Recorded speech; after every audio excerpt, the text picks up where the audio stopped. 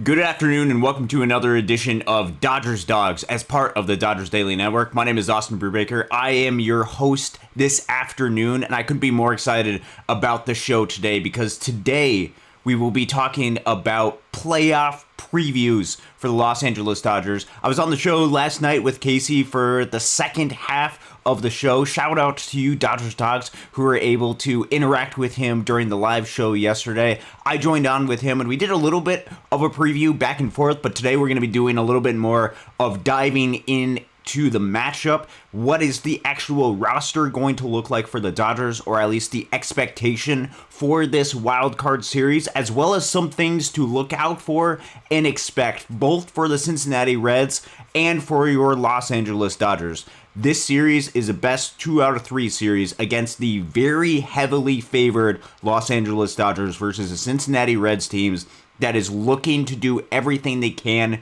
to shock the world and beat the defending World Series champions. And it's up to the Los Angeles Dodgers to play their best baseball right now and do everything they can to make sure that what has happened in years past, where teams that the Dodgers should beat don't beat them again in the postseason. This is going to be a competitive matchup. It is one where the Dodgers on paper should win, but on paper does not matter during a best of 3 series. It is all about execution. And so we'll be diving into what does the matchup actually look like on paper, what could be some of the things that the Dodgers are thinking about, and what could be some of the moves that the Dodgers could turn to during this tense series against the Cincinnati Reds to hopefully set up an all-out war with the Philadelphia Phillies in the National League Division Series.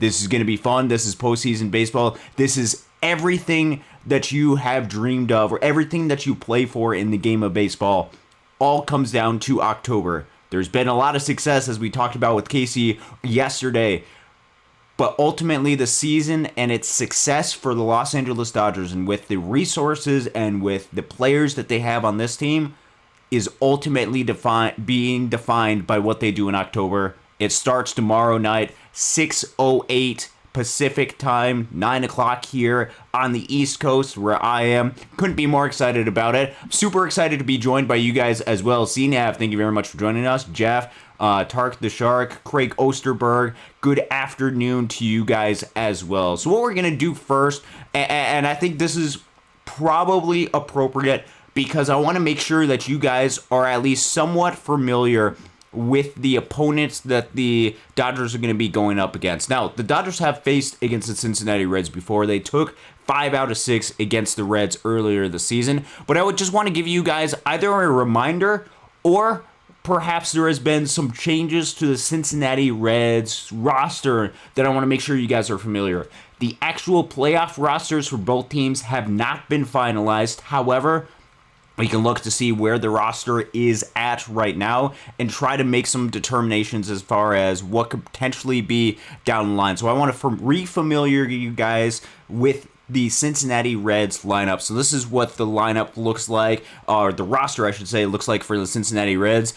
In the outfield, they got a couple of talented outfielders, TJ Friedl, Noelvi Marte. They do have Gavin Lux still, that is part of the team. He has been primarily playing a lot of left field, a little bit of second base as well, which left field I don't think has gone particularly great metric-wise for Gavin Lux, but he's had a decent enough season for the Cincinnati Reds. Miguel Andujar, this is going to be one of the names I'm going to key in on a little bit later in the show. Ellie De La Cruz, obviously very talented, very popular, very much talented player, is in this lineup. Shortstop, Spencer Steer, another good right-handed bat.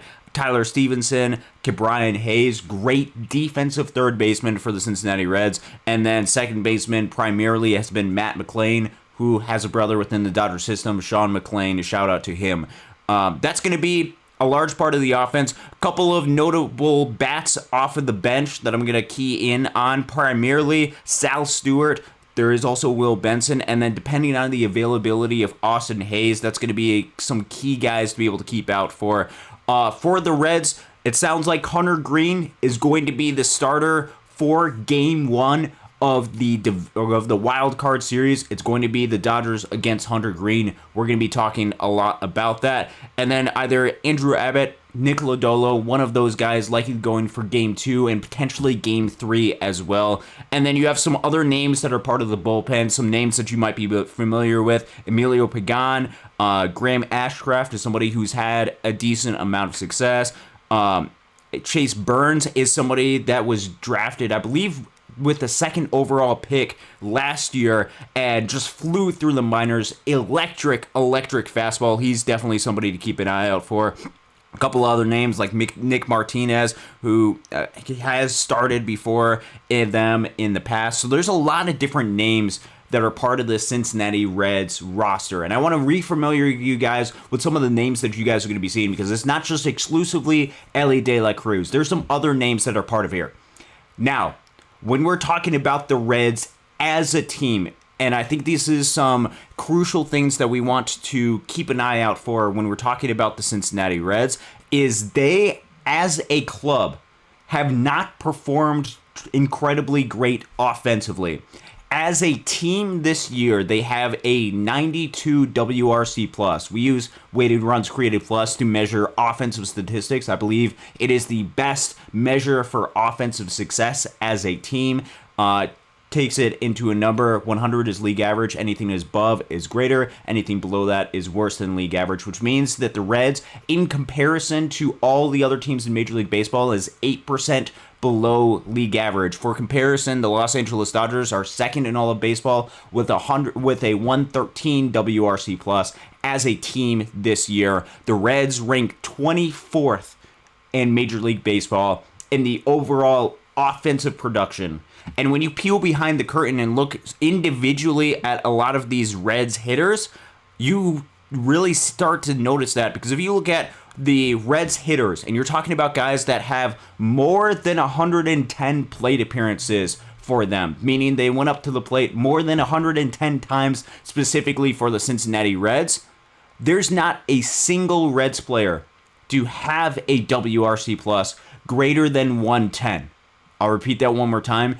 If you look at Reds hitters with more than 150 or 110 plate appearances, say 115 plate appearances at least, there's not a single Reds player to have a WRC+ greater than 110.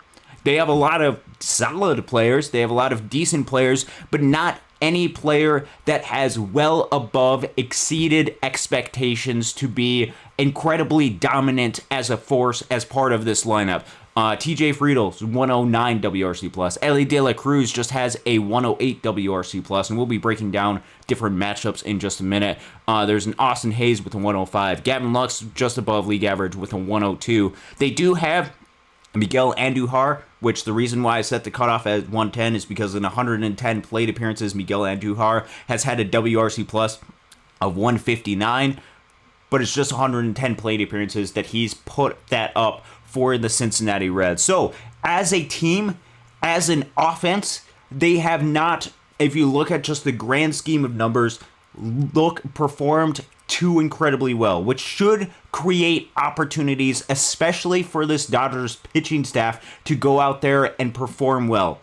And when you break it down even further, one of the numbers that I pointed out during the show yesterday was specifically the Reds as an offense, as a team, against left-handed pitchers. Now, why do I point that out? And why are we going to spend a lot of time with matchup base, talking about lefties versus righties? Is because the playoffs, when you're playing in the playoff type setting, is played a little bit different than the full-scale regular season. In the regular season, as much as you're trying to win each individual game, you are also trying to get reps, and you're trying to get run for some guys, and you might put people in positions that, man, in an actual do or die scenario for your team might not be the best case scenario. For example, you might want to get Anthony Banda at least a little bit of experience against right-handed hitters. Now, Anthony Banda is a much better pitcher against lefties than righties, but you want him to see if he's going to be able to handle that type of role, or a Jack Dreyer to see if he can handle that type of role as well. With playoff baseball, you are looking for even the smallest of advantages. And especially for when you're going up and it's a best 2 out of 3, meaning that if you lose 2 games, you're done. And there's been a lot of examples this year where the Dodgers have lost 2 out of 3 to teams that they should beat. And so you have to look for the smallest of advantages. So one of the things that I looked up was the specific matchups for the Reds as a team versus different splits, particularly versus lefties and righties. And one that I keyed in on a little bit was the Cincinnati Reds versus left-handed pitching. And what I found was that the Reds as a team had a WRC plus, weighted runs created plus, of 79 against left-handed pitching. To bring that into context, Michael Conforto had a WRC plus this year in the 80s. I think it was 82, which means that the Reds as an offense, as a team this year, produced less as a team against left-handed pitching than Michael Conforto was able to do overall as an individual player for the Dodgers. And I know there's been a lot, the reason why I use him as an example is because there's been a lot of complaints about what he has provided for the Dodgers this year. It has been very much a struggle against left-handed pitching for the Reds. And primarily this is relevant because the Dodgers, in the state of where their bullpen is, there is a lot of lefties that they feel a little bit more comfortable with than right-handed pitchers, even though if we go back to the Reds' actual roster, there is a lot of right-handed hitters that are part of this mix. And we'll actually break this down in just a minute. So just going back, looking at the Reds roster one more time, they do have 2 primary starters as far as lefties here on Fangraphs. TJ Friedl, Gavin Lux. You also have Elly De La Cruz, switch hitter. But a lot of the rest of their lineup, pretty righty heavy. You even look at the bench that they have besides Will Benson, very much right-handed heavy. And even with that, they have struggled quite a bit against left-handed pitching for the season. So I think that is a crucial fact. Now, what we want to do is we don't want to just look at the overall team record. We also want to break that down individually. So I'm going to break this down, and then I'm going to highlight some of the keys that could pop up during the series and some names that you probably should be aware about, because I think these matchups are going to be pretty key for the Reds going up against the Dodgers this year. And don't worry, we will get to the Dodgers roster in just a minute. I want to make sure that you guys are firmly aware of the Cincinnati Reds so you know where their strengths are. Before we get to the Dodgers, we'll talk about their roster, what I think it likely is to be, what I think it possibly could be, and then we'll also talk about lineups. How do you actually set this lineup? So I encourage you guys, talk about the roster down in the comment section. Talk about some things that you're seeing about the Cincinnati Reds down below. And then also go ahead and try to figure out, okay, what is your lineup for against Hunter Green and versus a left-handed starter? Is there any sort of variances that you have between those two? And what we're going to do right now is we're actually going to look primarily at the matchup. So what I'm going to do is I'm going to pull up, assuming that this loads, which it just loaded right there. This is individually, and I apologize about the ads that we have right there. Did not pay for the Fangraphs full version. So this is the Cincinnati Reds and their lineup primarily against left-handed pitching, so exclusively against left-handers. What are we seeing for the Cincinnati Reds? Well, you're seeing some of the main guys that are part of this team struggle a little bit more. Elly De La Cruz, and I think this is something that's really crucial because this could be a matchup that the Dodgers exploit. Elly De La Cruz has been this year significantly worse against lefties than righties. He has a 64 WRC plus against left-handed pitching as opposed to a 120-something WRC plus against right-handed pitching. That is something noteworthy. TJ Friedl has struggled as a left-handed hitter against lefties, 88 WRC plus. You're even seeing some of these other guys struggle. But some of the guys, and this is where playoff baseball is going to come in, because the Reds, even more so than what the Dodgers, are going to use platoon matchups to get even the smallest of advantages. And I think this comes down to 3 key guys that I want to keep an eye out for, because I want to look specifically at the Dodgers left-handed relievers versus these three guys for the Cincinnati Reds. And it's not the main guys that are part of the starting lineup. It is the guys that come off the bench when it's a close game for the Dodgers and Reds, and it's a Jack Dreyer or an Anthony Banda or an Alex Vesio or Tanner Scott or somebody like that, and they have to go out and they have to get certain players out. For example, one of the first guys, Austin Hayes. And the reason why I bring him up is against left-handed pitching this year. And he's somebody that he's been dealing with some injuries, so I don't know 100% if he's going to be ready, but it sounds like he probably is going to be ready. 319 batting average against lefties with a 549 slugging. That equips to a 155 WRC plus. He is somebody that is dangerous against left-handed pitching and could be somebody that could be a little bit of a threat. Another one, Miguel Andujar. He's somebody that, if you look at his numbers over the past couple of seasons, has been a lefty killer. And you look at his time specifically with Cincinnati, 356, 579 slugging, a 153 WRC plus, and 45 plate appearances against lefties in Cincinnati for Miguel Andujar.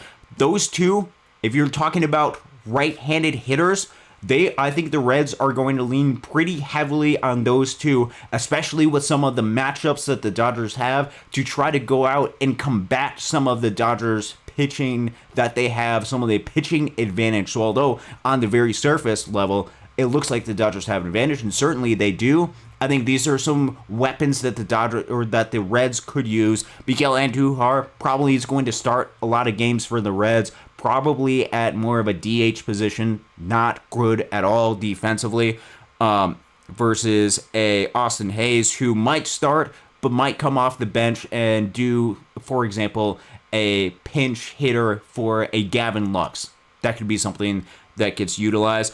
One other guy that I want to keep an eye out for is Sal Stewart. Now, why am I pointing somebody that has only 7 plate appearances against left-handed pitching, a rookie for this year? It's because he has been absolutely so dangerous down at the minor leagues, and you look at a lot of success that he has. I don't believe he has faced Dodgers pitching yet. I could be mistaken on that, but I don't believe he's faced Dodgers pitching yet, which means that the Dodgers and the league might not have the book on him completely. Yes, they have a lot of advanced scouting. I'm sure they've done a lot of their homework, but he's somebody who has a lot of pop. And if we look at, and what we're going to do, I'll go ahead and cut it over here as I get some of this. One of the things I also want to take a look at when we're talking about this is I also want to look at some of the splits in the last 30 days or so, because this is going to tell us who's actually hot on each team. And we're going to look at who's actually been some of the best players over the past 30 days, sorted by WRC+. We'll go ahead and cut that over right here. What you'll notice is Sal Stewart. It's very limited plate appearances, but we're talking about 5 home runs in 58 plate appearances. This is somebody that can run into the baseball and provide some damage and turn the game around. And so when we're talking about the Cincinnati Reds, those are some guys, especially with platoon matchups, and we're talking about the most worrisome thing with the Dodgers, and I think that has to be their bullpen. And when you're talking about the Dodgers wanting to rely a little bit more on their left-handed pitching, some of the guys that the Reds could potentially counter with, again, I'll repeat them. Austin Hayes, done really well against left-handed pitching in his career, really this season. I haven't looked at his career numbers. Miguel Andujar has done really well against lefties in his career, and has performed well over the past month. And then Sal Stewart as well is going to be somebody that could be a little bit of an X factor for the Cincinnati Reds. That is where the state of the Reds are at. Defensively, they're not a great team. They rank in the 20-something by most defensive metrics. There's some areas on the field where they're not as good at. Third base, they're really, really solid with Brian Hayes, one of the best defensive third basemen in the game of baseball. And there is a lot of elements to where Cincinnati, you look at a lot of their ranks, they're a lot, especially in the offense, in the 20-something in the game of baseball. But still, they still have some guys that, especially if you're looking for individual instances, which this series, because of how short it is, can turn into individual instances of success, they could run into somebody. They could run into something. And this is especially apparent because the strength of the Cincinnati Reds and where this team has had a lot of success has to be with the pitching. It's with Hunter Green. It's with Nick Lodolo. It's with Andrew Abbott. It's with the fact that they also have some other weapons out of their bullpen. They have a good closer in Emilio Pagan, who's had a lot of success. They have some good weapons that can come out of the bullpen as well. Chase Burns, I mentioned. Graham Ashcraft. It's a solid group. I wouldn't say it's a overly electric group. It's also one that it is very right-handed heavy, which we will talk about a little bit later, particularly with how do you utilize guys like Miguel Rojas and Kike Hernandez. I think this could be a little bit of this could determine exactly how they want to utilize both of those guys. But with the Cincinnati Reds, their pitching, as far as how they've been this year, has been relatively solid. So what we're going to do, what I'm actually going to do right now, let's pull up some of the numbers for the Reds as far as pitching on the season, just because I want to make sure that we understand. Again, this is all about understanding your opponent as best as we possibly can. And what we'll look at is particularly over the past 30 days or so, we'll look at some of these numbers for Cincinnati. We'll go ahead and pull up some of these numbers right here. This is sorted by Fangraphs WAR. If we're looking over the past 30 days, Hunter Green pitched really well with a lot of his performances, 2.64. This is consistent across his numbers of what he's put up this season. It has been really solid. He missed a couple of months during the middle of the season, but he has had a good, solid rebound of success recently. Graham Ashcraft, I know the 6.14 ERA is going to be noticeable. However, you look at the underlying metrics, really solid. He's somebody that's going to play a crucial role coming out of the bullpen. Same with Tony Santillan. I don't know if I'm pronouncing that right, but a 1.42 over the past month, utilized pretty heavily. Emilio Pagan is somebody that they're going to utilize quite a bit. There's a lot of different players that have had a lot of success for the club. There's some that have struggled a little bit. For example, Scott Barlow, who had a little bit more of an important role earlier this season, has not pitched quite as well for them. So there's some solid, noticeable arms that are going to be coming out of the bullpen. Again, very much righty heavy for the Cincinnati Reds, and they have put up solid but not spectacular numbers as a pitching staff. So what does this leave the Los Angeles Dodgers? Is we're going to turn the page a little bit to the Dodgers, because I know this is Dodgers, so this is not Cincinnati Reds Daily. This is Los Angeles Dodgers Daily. Where does this and how much does this actually impact the roster and the roster decisions that the Dodgers are going to have to make over the course of the next, I don't know how many hours. And I don't know when the Dodgers roster is actually going to be announced. I'm assuming it has not been announced yet, because I have not received any sort of notification saying that it has been announced yet. But where does this actually leave the state of the roster? And what we're going to do is we're going to pull up something that I had pulled up before, but this is going to be what I anticipate is likely going to be the roster for the Los Angeles Dodgers going into this postseason series. And we're going to talk a little bit about why this is likely the case. So if we're going through doing it right here. So this is something that I had created before, particularly with the different options that the Dodgers have. You can kind of move these around and switch back and forth depending on who you think can be on the roster. But from what it sounds like with the Los Angeles Dodgers, the anticipation, it has not been officially announced, but the anticipation is that Blake Snell is going to be the game one starter for your Los Angeles Dodgers. And I think this has been said on various different shows, I think this probably is going to be a good thing, especially if you're having Blake Snell start game one, and then you're having a Yoshi Yamamoto start game two, not just because those are two really solid guys, but with Blake Snell is somebody who is really solid at putting up zeros on the board or really limiting the run prevention.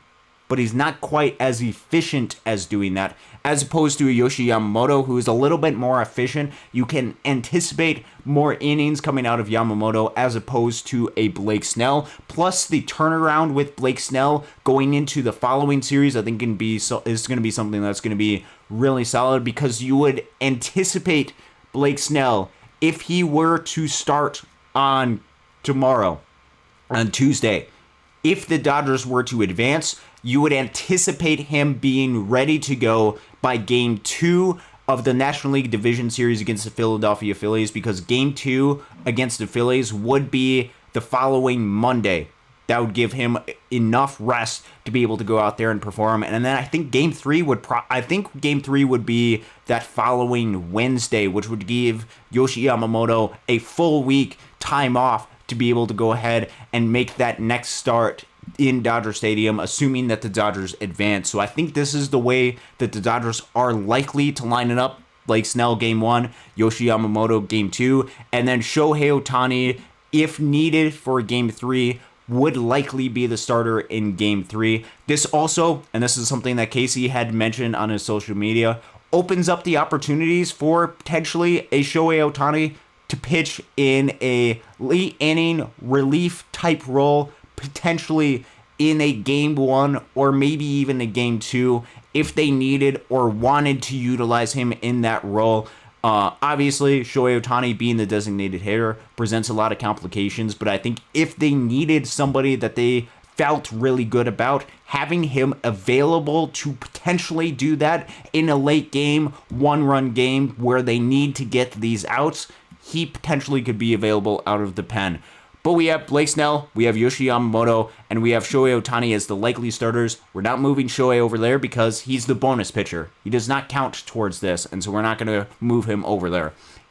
Out of the bullpen, this is how and this would be based off of the roster of where it's at right now. There could be a little bit of tweaks, and we'll talk about some of the names that potentially could be added to this. It sounds like, and this is based on the show that we had yesterday, Tyler Glasnow could be available out of the bullpen for this series.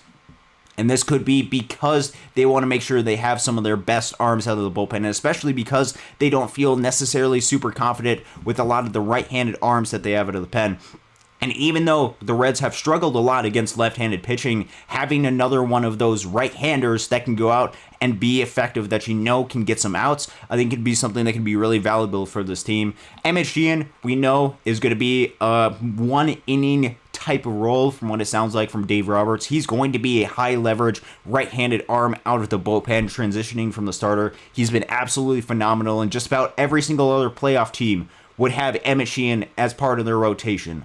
For the Dodgers, he's either the 5th or 6th guy out of the starting rotation that they would probably choose from. And that is a testament to just how good the Dodgers starting rotation is, and also a testament to just how good Emmett Sheehan has been. He's been really, really good this year. He's going to be out of the bullpen. Very likely, Blake Treinen and Tanner Scott are going to be out of the bullpen as well. As much as they struggled, they are some of the guys that have a history of success, and the Dodgers are very likely to lean on their history of success. You also have an Alex Vesia, really, really good. Anthony Banda is crucial against left-handed hitters, and we'll go ahead and look at this in just a second, as well as Jack Dreyer. And then you get into a little bit of question marks as far as the back end of the bullpen. I think all of these guys, albeit maybe not Tyler Glasnow, though I think that's probably what they're going to do if they're not having Clayton Kershaw on the roster. That could be something that they do. These other guys, I'm not 100% certain that they will make on the roster, but it's interchangeable with only maybe one or two other guys that I see as potentially being able to make the postseason roster. We have Roki Sasaki, who during his very limited experience coming back to the major leagues in a relief role has looked really, really good. There's also a Justin Robleski, who would add another left-handed pitcher. Again, these pitchers these names in orange are lefties, be another left-handed pitcher, but with some of the success or failures, I should say, with the Reds against left-handed pitchers, could be somebody that could be useful. And you look at Justin Robleski's numbers on the season, even a 4.32 ERA does not does not state just how good he has been. Underlying metrics are even better than that for Justin Wrobleski this year. And then you also have Edgardo Henriquez. Now, I think the battle for some of these last bullpen spots are between some of these guys and then maybe a Ben Kasparias, who we have not heard from in a couple of weeks because he has been sent down to the minor leagues. I think part of the reason why that is and why he wasn't brought up is because of a technicality in the rule that is being exercised and implicated with guys like a Will Klein and guys like an Andrew Heaney. And this is according to Blake Williams over at the Dodgers Heads podcast. Great podcast. Highly recommend checking them out. I believe it is the case that if a player is optioned down, and especially for pitchers, they have to sit out and they can't be recalled for 15 days, which I believe extends to the postseason, at least from what is stated right there, which means that Will Klein and Andrew Heaney, I do not believe would be eligible to return until the National League Championship Series if the Dodgers were to make it that far. Which means that during the final weeks, if you were to recall somebody like a Ben Kasparias, I don't think it was likely, or I'd rather, you would have had to send somebody down to the minor leagues, which would have made them ineligible to return for or be chosen from in either a wild card round or a division series round, and I don't think they wanted to limit the options of what they have. So I still very much think Ben Kasparias, because of what he's done, and especially because of what he did earlier this season, is going to be somebody that very much is in the mix to try to get some of these right-handed hitters out, and could be, if you're looking at this roster, he very well could take the place of somebody on this roster. Somebody that's a little bit less likely because they did not utilize him is a guy like a Kyle Hurt, who has an insane amount of potential, but because they didn't utilize him, they might be a little bit more weary of utilizing him in these scenarios. So what we have right here, this is what I have as my anticipated pitchers for the Dodgers to make the wild card round roster. What you notice is there are currently a count of 12 pitchers for the wildcard roster. That is and continues to be my expectation for the Dodgers, that I expect them to have 12 pitchers to go up against the Reds in the wildcard roster, because you're dealing with best 2 out of 3, and I think there are different ways that they might want to utilize some of the guys on the position player side, either for matchup advantages or for example, in what we talked about during the show yesterday with Hae-Sung Kim, with the advantage of speed off the bench. If you go with 13 pitchers, there's a good chance that you wouldn't utilize all 13 pitchers, and that either limits your ability to get a better defensive replacement or some speed off of the bench. And I think that's a decision that the Dodgers are going to wait to make until potentially a division series round. But looking at this right here, you have Tyler Glasnow, you got Emmett Sheehan, we look at right here, this is their ERA, and this is against left-handed batters and right-handed batters and left-handed batters, the OPS against. Remember, OPS on base plus slugging, league average is about 715 to 720-ish, I think is what it is this year, something around there. Emmett Sheehan, well below league average. He's good against righties and lefties. Remember, lower number is better.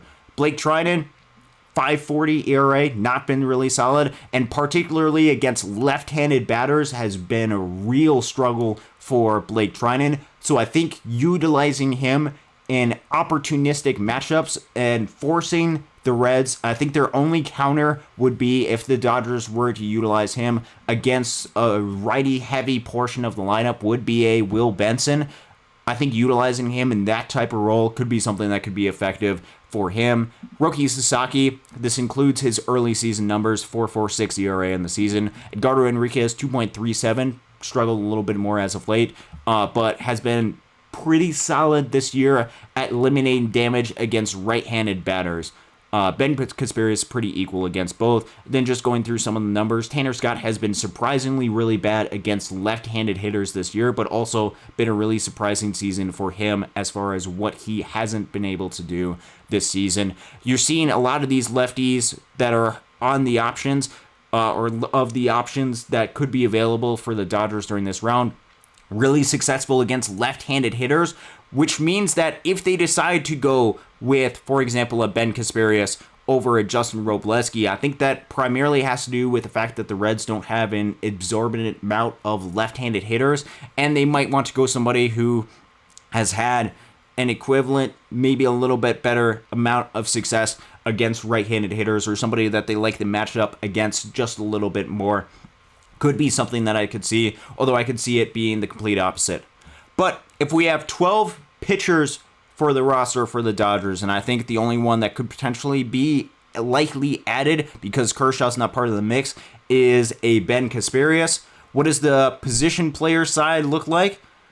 I think it looks like exactly what it looks like right now, even though I've made a push for some of the other guys, particularly with defensive replacement like a Justin Dean. I think this is what the roster is going to look like. I think it's going to be Shohei Ohtani, Mookie Betts, Freddie Freeman, Max Muncy, Teoscar Hernandez, Andy Pages, Tommy Edman, Kike, Miguel Rojas, Michael Conforto. Yes, Conforto is going to make the roster. You have 2 catchers.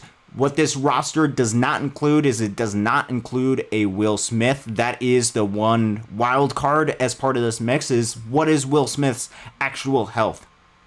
I'm assuming that Will Smith isn't available, or they don't want to risk it for this round and feel like they can win with the 2 catchers that they have, Ben Rortvedt and Dalton Rushing, and they don't want to risk it with a pinch hitting type of scenario. So I have Ben Rortvedt and Dalton Rushing as the 2 primary catchers.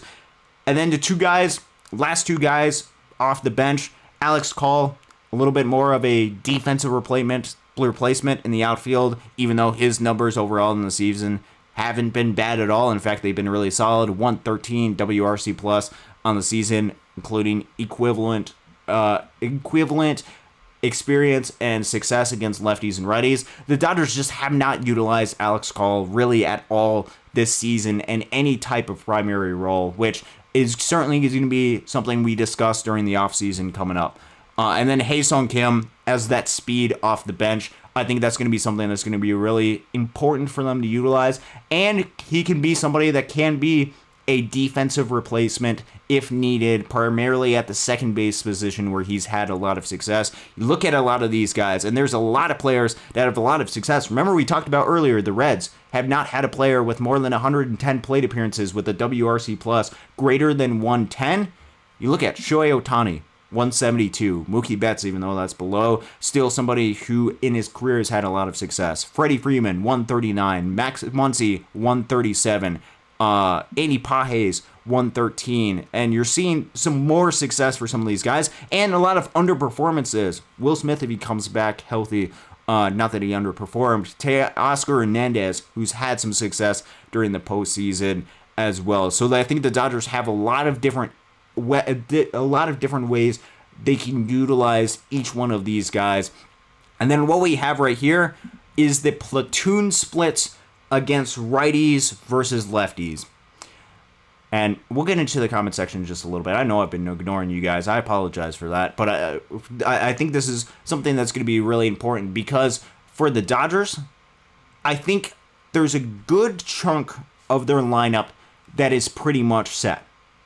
But where I think the emphasis is going to be, and where some of the question marks could be for this team, is how do they utilize some of these wild card players as part of this Dodgers team. And when I'm talking about that, I'm talking primarily about Kike Hernandez, who, despite all logic statistically, which if you talk about statistically, would not say that there's anything there as far as postseason success, and that being drastically different than the regular season success. Kike Hernandez seems to be one of those exceptions to the rule, because if you look at the overall season, his numbers on the season would not indicate that he should be getting significant playing time. Just a 70 WRC plus. However, past 2 weeks, he started to get hot, and it started to be somebody, and just with his history, that seems to need some type of role during the postseason.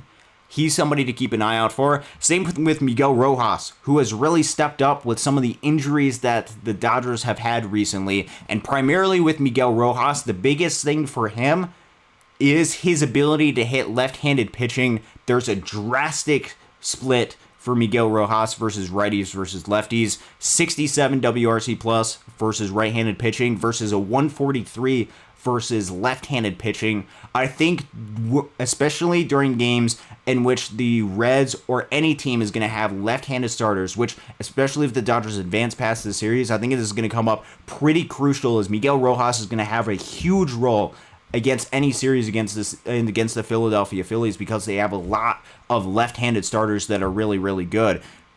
During the Cincinnati Reds, this is going to be something to where you kind of have to find a best role for Miguel Rojas, and I think especially during a Game 2 start, versus a Nick Lodolo or an Andrew Abbott, I think that's when you can see Miguel Rojas start to have a lot of opportunity.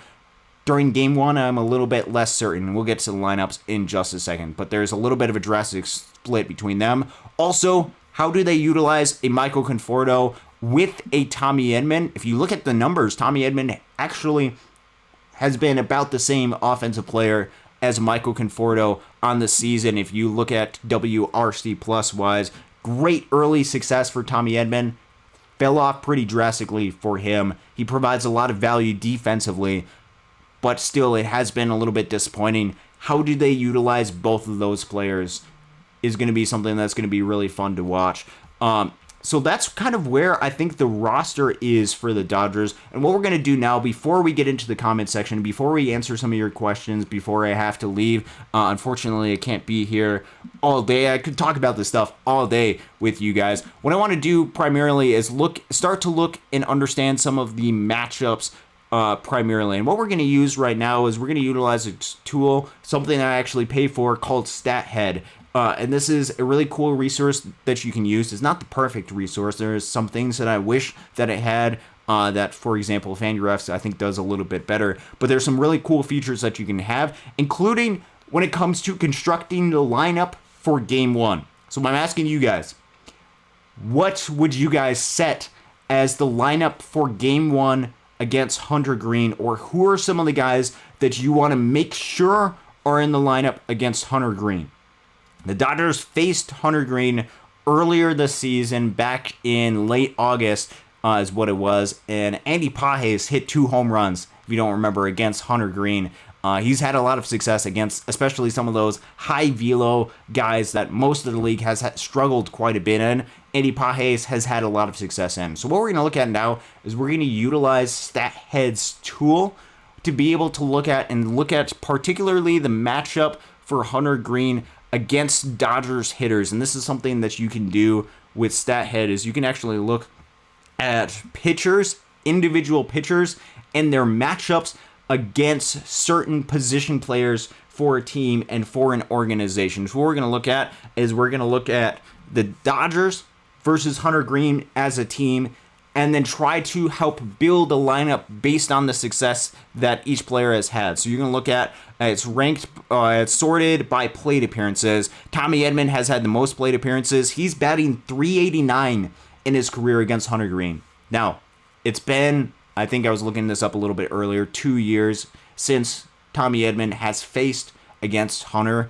But still, he's had a lot of success against Hunter Greene, an .865 OPS, which this is a little bit surprising because Tommy Edman is a little bit better against left-handed pitching, batting as a righty, as opposed to a left-handed hitter batting as versus a right-handed pitcher batting as a lefty. But Tommy Edman has had a decent amount of success against Hunter Greene. Freddie Freeman also pretty solid against Hunter Greene. Then you start to get smaller plate appearances. Teoscar has struggled. Kike Hernandez, and this is something that's noteworthy when we're talking about the lineup for starting the game tomorrow. Kike Hernandez is 0 for 6 with a walk against Hunter Greene. That's in with 4 strikeouts. He has been somebody that has struggled a decent amount against Hunter Greene. So it becomes a little bit of a question, is this the best matchup, particularly to put a Kike Hernandez in? Andy Pages, I mentioned earlier, has had the most success, even with just 5 plate appearances against Hunter Greene, 3 hits with 3 home runs against Hunter Greene in his career against him. Max Muncy has had some success. Also, Michael Conforto is batting .667, albeit very small sample size, 2 for 3 with a double for Michael Conforto in his career. So, what is my expectation as far as the start of the lineup tomorrow for the Dodgers? The Game 1 and potentially Game 2 lineup for the Dodgers. We're going to look at that right now because, remember, Game 1 is going to be against Hunter Greene starting off the game. Now, there's going to be some bullpen arms that gets bring in later. Almost exclusively right-handed bullpen arms is likely what the Reds are going to throw against the Dodgers. They might throw a starter who they're not going to utilize and have him be a lefty. But the only lefty that currently is in their bullpen, according to Fangraphs, is Brent Suter, who fills a little bit more of that Ryan Yarbrough type role. If you remember back last year, Ryan Yarbrough, more of that innings eater type of role for the Dodgers. Brent Suter kind of fills in a little bit of a similar-ish type of role. They don't really have that high-leverage left-handed arm coming out of the bullpen. So, Game 1 is going to be against a right-handed pitcher. Game 2 is going to be versus left-handed pitcher. This is, as far as my initial instinct, something that could be very similar to what the lineups are going to be. I'd be curious to see where you would disagree with some of these, and I'll tell you where I might have a little bit of disagreements with some of these. So, Game 1 versus Hunter Greene, where I potentially could see it is Shohei Ohtani, Mookie Betts, Freddie Freeman, Teoscar Hernandez, Max Muncy, Andy Pages, the top of the lineup. I think that is pretty solid about what it could be. The only change that you could potentially have is flip-flopping Andy Pages and Teoscar Hernandez, or moving Max Muncy up. The tricky thing of what you want to do when you're building and constructing lineups for the postseason is you want to limit the amount of runs that you have, particularly for some of the lefties or righties, having too many of those guys in a row for opponents to get matchup advantages. For the Reds, it's a little bit less scary, especially with the limited amount of lefties coming out of their bullpen, but it is something to take note. I think this top 6 is going to be fairly accurate to what it could be for the Dodgers. Then, as far as the bottom 3, I think it's very likely that Michael Conforto is going to get a start at some point during the postseason. So having him here as a lefty who has had success against Hunter Greene, at least to start the game, I think could be something that you could see, especially because a Kike Hernandez has not had success against Hunter Greene, and especially because a Miguel Rojas struggles against right-handed pitching. I think this could be an opportune time to have in Michael Conforto. If you are going to utilize him during the postseason, this would probably be the role for him. And then I have Tommy Edman, if this is the case, potentially starting at second base. This is where I'm a little bit iffy because Tommy Edman has primarily played center field, but I think you could potentially utilize him here if he is good, healthy, ready to go.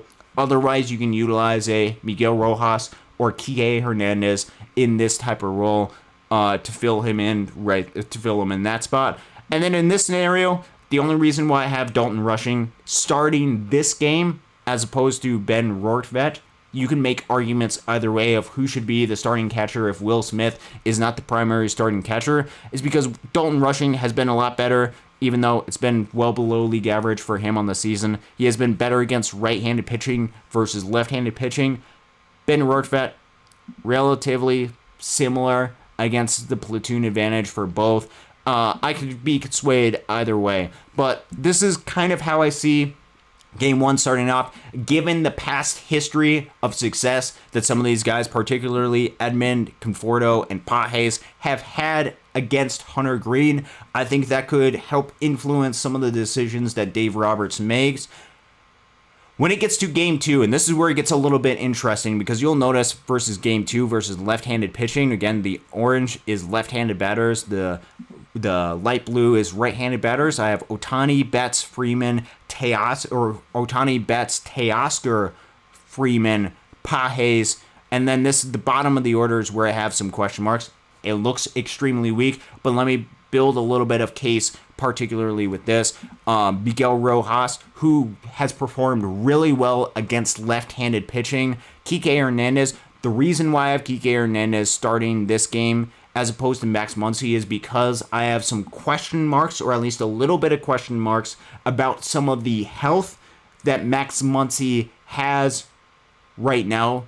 The past couple of days he's been dealing with something, and over the course of the season he's been dealing with some injuries. So if there was a time for him to get a start off, this could be it. Because if you look at the numbers, Max Muncy as a player this year against left-handed pitching has a 59 WRC plus versus Kike Hernandez, who is October Kike as he's known by, an 85 WRC plus. I think this could potentially be a scenario where, especially against a left-handed pitcher, you could utilize Kike Hernandez at the start of the game against a Nick Lodolo or say a Andrew Abbott, and then later as the game goes on, especially because the Reds are going to have to counter with right-handed bullpen arms, I think that's when either for Miguel Rojas, which would a good chance that could be the scenario, or a Kike Hernandez, I think that's when you could utilize third time through the order when the Reds have to counter with the right-handed reliever, and especially because, man, I'm sure that the Reds probably do not want to go completely 3 times through the order with the Lodolo or with an Andrew Abbott, especially because you have some of these lefty killers off the bench with Miguel Rojas with how good he has been. If they turn to a right-handed pitcher right then, I think that's when you can utilize Max Muncy and really help optimize the matchup advantage and get him in a spot where he can have a lot of success going on in that role. In this scenario, you'd also have Tommy Edman in center field, who performs a lot better in his career against right-handed pitching, and then Ben Rortvedt. Could be overcomplicating some of these things. Could just say, hey, I want Max Muncy as part of the lineup each and every single day. It's very difficult to be able to argue with that. And then you could potentially do something like Andy Pages in center field and then a Kike Hernandez in left field. There are a lot of different options as far as the Dodgers and what they could pursue when building and constructing this lineup for Game 1 and for Game 2. But what I want to emphasize is a lot of these decisions are based off of matchups and based off of how the anticipated game is going to unfold. If this is something where this is the lineup that the Dodgers present for, let's say, Game 2 of a wild card series, this is presented with the anticipation that, for example, with Max Muncy, understanding that he does not have a lot of success against left-handed pitching, they are going to utilize him late in the game and really help give them, maximize the opportunities that they have to have some success late in the game. And they can utilize some of the pinch hitters that they have and get whatever advantage that they could have. And if it, for example, it's Max Muncy going right there, and then you have Kike Hernandez batting after him, that could be something where Max Muncy moves over to the third. You could either have Kike Hernandez at second, or, especially if it's late in the game and the Dodgers have a lead, that's when you could put in somebody like a Hae-Sung Kim and feel really comfortable about the defense that he's able to provide at second base. I think there's a lot of different options that the Dodgers have, but it's going to be about for the Los Angeles Dodgers. And this is really the overall theme about this series with the Dodgers and the Reds. The Reds as a team do not and have not had the greatest offensive season and do not have in a long series against the Dodgers, I don't believe have the firepower to go out and compete against the Dodgers. But this is not a long series. This is a very short series, which means that for the Dodgers, and these are some of the couple of key things that the Dodgers need to happen. One, the offense needs to show up. The Cincinnati Reds, I believe, cannot, and or just based off the numbers of how they played off, get into a scenario where they have to find a way to outslug and outscore the Los Angeles Dodgers. I think if that's the thing that happens, and if the Dodgers go out and put up a good chunks, they have some of those crooked innings, I think the Dodgers are going to have some serious success against this Reds team. It's going to be difficult because the Reds pitching is really solid, but I think the offense, one, has to go up and perform really well. And I think number 2, and I think this is one of the key matchups, is not just about the starting pitching. It's about once the Dodgers get to the bullpen, and it's particularly with the left-handed bullpen arms. You have to win those matchups against some of the right-handed bench bats that the Reds are going to throw out there, because it's not just that the Reds have struggled against left-handed pitching, which they have, but it is about how the Dodgers and left-handed arms, how Jack Dreyer, how Anthony Banda, how Alex Vesia, how, yes, even a Tanner Scott does against guys like an Austin Hayes or a Miguel Andujar or even a Sal Stewart. When it's a tight game and when those guys come up specifically because they are there to face against the Dodgers left-handed pitching, the Dodgers have to go out there, and because those are some of the only guys that have had success against left-handed pitching, the Reds are going to utilize those guys in whatever ways that they can and try to have some success against the Dodgers. I know this is a series where Dodgers should be and probably are feeling good going into this series. But still, it's a short series. Anything can happen in a 2 out of 3 series for the Dodgers. And in order to help and go out there and repeat as World Series champs, you have to take seriously each opponent that you go up against. Which, to be fair to the Los Angeles Dodgers, the past couple of weeks of Dodgers baseball, particularly against teams that needed to go out there and win, and when the Dodgers had the Padres on their heels, the Dodgers went and eliminated teams from the playoffs. They eliminated the San Francisco Giants, who just fired Bob Melvin as their manager today. They went, and when the Giants were hot, the Dodgers eliminated them. They eliminated the Arizona Diamondbacks as well when they were fighting for a postseason spot, and in part because of the success that the Dodgers had during that series against the Diamondbacks when they won that series, the Diamondbacks are not playing postseason baseball today, even though there was opportunities that was brought up because of the lack of success that the Mets had, and even with some of the with some of the struggles that the Reds have had this season with gathering control of the wild card. There's opportunities, but the Dodgers eliminated them. And then the Dodgers against the Seattle Mariners. Yes, the Mariners weren't necessarily playing for everything, but they were still fighting for some of that seeding in the American League. Dodgers went out in Seattle and swept them, with the Dodgers not really needing to play for anything as well. The Dodgers have the ability to have that elimination mindset, and they have to get into that mode as they enter into October. Everything is on the line for the Dodgers starting tomorrow, 6:08 Pacific time. Couldn't be more excited about that. Let's dive into some of the comments right now. We won't be able to do this all day, but we'll get to as many of these as we can. I have to be out of here in about 15 minutes or so we'll kind of wrap it through some of these as well. CNAV, and this is dating back for quite a while, so I will try to catch up through these comments as quickly as I possibly can. CNAV, can't wait for tomorrow. A bunch of friends are calling in with the Blue Flu to barbecue and watch ball games all day. It should be a ton of fun to be able to watch games all day, starting in the morning at, I believe it's 10 o'clock Pacific time a.m. With Detroit at Cleveland. Should be a good series, and then just all day baseball. You can't ask for anything better than that. Shelly Lawrence, nervous about the series coming up. Let's see, continuing to go through this. Jeff says Lodolo has been nursing a groin injury, but he pitched one inning yesterday. Good thing to be able to keep out for that, because that could alternate what their plan is, and they could utilize perhaps an Andrew Abbott as opposed to a Nick Lodolo. Nick Lodolo has been really good for the Reds this season, so that could be something to look out for. Tark the Shark, how many Gavin Lux ex-Dodger stories will the announcers default to tomorrow when there is pause in the action? Probably quite a bit. That'll be something that the networks will probably turn to as something to kind of highlight Gavin Lux. Obviously, have a lot of sympathies towards him and grateful for what he did for the Dodgers organization, but I hope this week the Dodgers have a lot of success against the Reds and himself.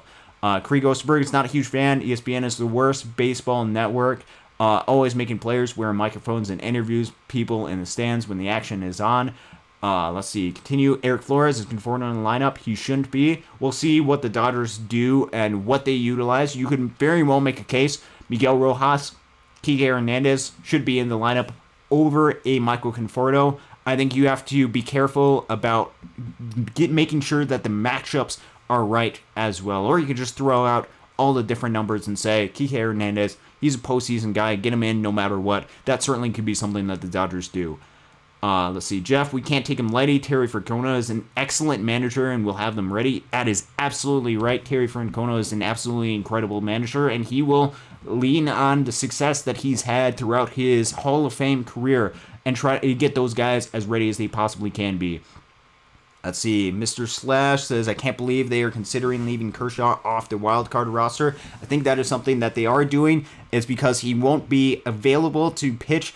The wild card roster is not and should not be a merit-based system to where you throw guys on because they quote-unquote deserve to be on the roster. You have guys that you believe you are going to utilize in that series, and you're going to utilize them to be as successful as they can be. And with where Clayton Kershaw pitched, meaning he pitched just yesterday, he likely would not be available for any of the games, if not for maybe a brief bullpen appearance out of the bullpen. I know it's something to where, man, if the Dodgers get eliminated, Clayton Kershaw wasn't on the playoff roster. That was the plan going into this series, and it would be you would have to make the argument that Clayton Kershaw would or should be one of the top 3 starters for the Dodgers in order to get him into the best role, or that the Dodgers shouldn't have pitched him really at all during the game on Sunday, which certainly could be your argument. That is not what they did, and because they utilize him in that role, he is going to be ready to go potentially, especially if the series goes 3 games, for a Game 1 against the Philadelphia Phillies. If they utilize a Tyler Glasnow, if they utilize a Shohei Ohtani, they utilize Yamamoto, they utilize a Blake Snell, they would still have Clayton Kershaw available to go for Game 1 of the NLDS, with Blake Snell ready to go for Game 2, and then all the pitching ready to go following that. But that is the decision that they decide to make, and very likely is going to be announced pretty soon. Tark the Shark, Ellie De La Cruz is an exciting player and so fast. Saw him in spring training last year. He certainly is an incredible player to be able to watch. Let's see, continuing with some of the questions. They're not considering it. Talking about Clayton Kershaw, he was told he wasn't in the plans for the wild card round. That's why he was the last regular season start yesterday. Our last Kershaw day, ? We'll have to wait and see what happens with that. I certainly hope it's not, and I hope that Clayton Kershaw is able to have some sort of role going forward, hopefully in the National League Division Series, but only if they believe he can have some success, because again, this is not about going ahead and having some nostalgia. It's about what do you think the best move is going to be to have the most amount of success to win this World Series. So we'll be curious to see what the moves are going to be to try to have him have the most success and have the team have the most success. Let's see. Continuing on, some of the questions. Chuck Huddleston, I don't want to face Lux with runners in scoring position at a crucial spot in one of the games. We'll see what happens, especially if it's something to where the Dodgers are in a position where they have a lead. I think you would take that position because that means the Dodgers will be in position to go ahead and have the lead. Obviously, Gavin Lux has had some success as a team going ahead and having some big moments is what we've seen for him at the Dodgers. Game 5 of the World Series, having that sacked fly. He's also had some base hits and some crucial moments that led up to some of the biggest moments in Dodgers history. Let's see. Continuing on with some of these. Jeff says the Reds are fast and aggressive on the base path. Need to limit some of the walks. That is a really good point right there, and certainly something to keep in mind. CNAV, what is VFA talking about on Fangraphs, especially when the pitchers pop up? That is referring to the velocity on an individual's fastball. So when that pops up on Fangraphs, when you're looking at a pitcher, when you're looking at the dashboard, that's talking about what is the fastball velo for a pitcher and how fast are they. And the Reds have some players that can throw pretty hard, pretty decent fastball. Let's see, going into a couple more of these comments. Enrique, is there a reason why Blake Snell is opening on Tuesday because he pitches left-handed? Or is the reason why Blake Snell is opening on Tuesday because he pitches left-handed? I think it more has to do with mapping out the entire postseason, or at least mapping out the first 2 rounds of the playoffs. With Blake Snell, he's going to be available, ready to go. You can utilize him in Game 1 of the wildcard round, and then have him ready to go for the following Monday for Game 2 of the National League Division Series against the Phillies, if the Dodgers were to move on. I think that's more of the reason, as opposed to the Reds struggle against left-handed pitching. And I think it's also something where Blake Snell is a little bit less reliable to get outs as opposed to a Yoshi Yamamoto. He's really reliable at preventing runs, but getting outs is a little bit less efficient at that. So I think those 2 things, you can use the pen a little bit more on Tuesday. And then if you need a pen in Game 3, you can have a day where you don't anticipate them being as taxed on Wednesday, and you can utilize them a little bit more against you can utilize them a little bit more against on that Thursday and the following Thursday. Let's continuing on with a couple of these. Snell and Glasnow are 5/6 inning pitchers. Ohtani 2, Sheehan, Glasnow piggybacks. We'll see. I would anticipate Sheehan being a 1 inning guy. Kind of, as Chuck Huddleston says, that Swiss Army knife for the Dodgers, being able to utilize him in a lot of different roles. Glasnow, especially in this first round, I don't really know how they're going to utilize him. That remains a question mark, because he doesn't have a ton of experience really at all with the bullpen, coming out of the bullpen, so that might be a little bit of a question mark. So I'm not exactly sure. And this was a little bit of a surprise to me that they're utilizing Tyler Glasnow as that bullpen guy, as opposed to when we saw Clayton Kershaw come out of the bullpen back earlier last week. That kind of threw a little bit of a wrench into things, because then the expectation is, okay, maybe Clayton Kershaw is coming out of the bullpen, but instead it sounds like it's potentially a Tyler Glasnow. I don't know if this is just a tune-up, possibly a 2-inning spurt for Tyler Glasnow before he prepares for potentially going out and starting a game at some point during the division round, or at least for the first round or 2. They're not anticipating needing Tyler Glasnow to go out there and perform, so they just want to have the best arms that they possibly can ready to go, especially right-handed arms ready to go. That's where it is. So I think he can be a little bit of a Swiss Army knife as well. I don't know how much of a planned piggyback role he's going to be, but that could be something they utilize, especially if they need some innings. But it sounds like there's some people who very much agree piggyback might be the most optimal, but no need to commit to it. As Michael K had said, if the game is close, then use regular relievers and save the starters to start. Let's see. Going on to a couple more comments before we have to get out of here. CNAV, Sasaki, and Henriquez are looking electric, especially the most recent outing that they had in Seattle. Absolutely, they looked electric. Let's see. Kim Hae-sung, pinch runner. Very well could be. That could very much be something that they utilize. Let's see. CNAV says, I actually feel Edman isn't ready. He hasn't looked good, and we have a ton of depth at second base and center field. Could be something that they utilize, especially with Miguel Rojas and a Kike Hernandez. They could utilize them a little bit more. Certainly could be something that they utilize. I don't anticipate a lot of starts, unfortunately, for a guy like a Hae-sung Kim, even though he's had some success when he's actually gone out there and played, just with the way that the Dodgers have actually utilized him during the regular season. And same thing with Alex Call. I don't expect a lot of starting plate appearances, so I think you're looking at some of the bottom of the order with guys being like a Michael Conforto being in the mix, or Miguel Rojas, Kike Hernandez, and Tommy Edman all being in that mix to go out there and be part of the mix for the bottom of the lineup for the Dodgers. Let's go ahead. CNAV says Pages in right, tail in left field. That's how I would have set it up. But with the way that they played Teoscar all year in right field, I don't see them changing that right now. And let's go to maybe one or two more comments before I got to get out of here in just a minute. Let's see. Continuing on with a couple of these, let's see. Chuck Huddleston, I think Snell is stoked about the opportunity. Doesn't seem fazed much by the pressure. Excited about that. And then a lot of really cool comments down in the comment section. I apologize if I did not get to your comment. I try to get to as many of these as I possibly could during the show today. And there certainly is a lot more aspects to this series, Dodgers versus Reds, that even we did not reach during this 1 hour and 10 minute show that we've been on. But this is hopefully gives you a little bit of a start and a little bit of an idea of some of the identity of the Cincinnati Reds and some of the things to keep an eye out for with them.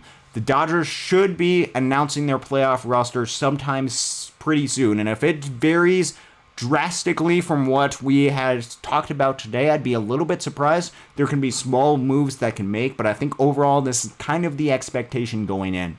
For the Dodgers, it comes down to execution during this series, and especially as an offensive team, they have to go out there and execute. They cannot be chasing and swinging, missing a ton against Hunter Green and allow Hunter Green to go deep into this game in a low-scoring type of environment where the pressure gets put onto the bullpen, because the bullpen is for the Dodgers has struggled. The offense has to take advantage of this series, and they have to lead the way as a unit and as a team to go out there and win this series. I expect the starters to do well because the Cincinnati Reds offense hasn't been that well. But there potentially could, even in the midst of some of the struggles with the matchup advantages that the Reds have had, still be some of those opportune times that the Reds use platoon matchups for their advantage and they could put up some numbers against the Dodgers. So it's up to the Dodgers to go ahead and execute and do everything they can to win these series. And that starts with playing up to the talent level. The expectation for this Dodgers team is to go out there and win the World Series. And you cannot have your eyes set for 1 second past this series until you are finished with the Cincinnati Reds. That is my expectation. I expect them to do everything they can to go ahead and win this series, to have the pieces ready to go.